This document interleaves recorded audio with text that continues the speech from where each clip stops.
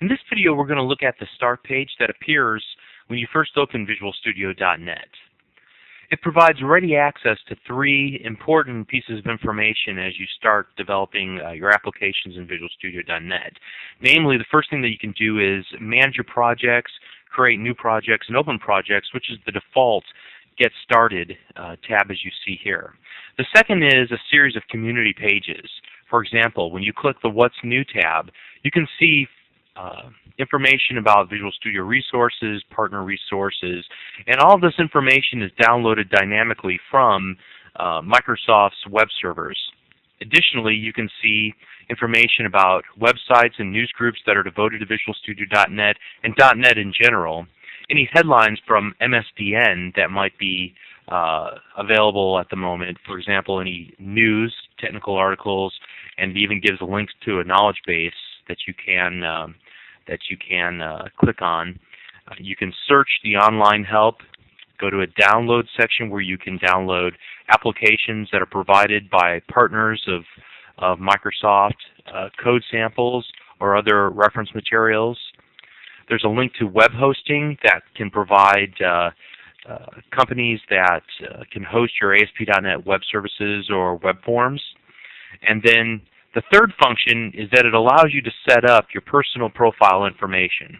The purpose of this is to help you get you acclimated to the development environment as fast as possible by giving you some options on what type of, for example, keyboard scheme, window layout, what type of help that you want to see when you look at the help files, what should be filtered out, as well as other settings.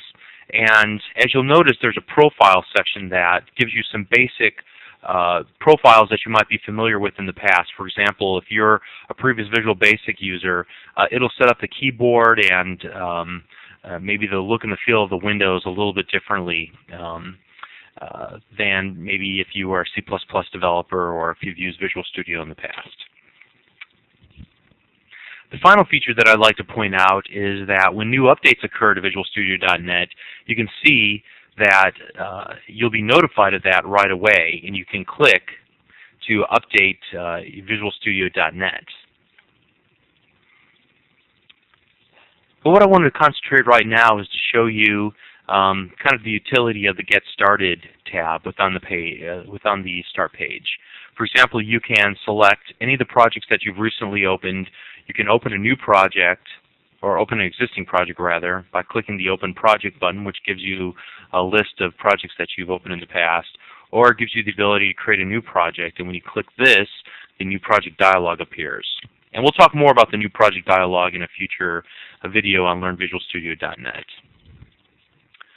Finally, it may not surprise you that you are able to actually create these little tabs and add them into the Start page by configuring a series of XML pages and providing content on your own server in order to that will basically appear as your user clicks on these items.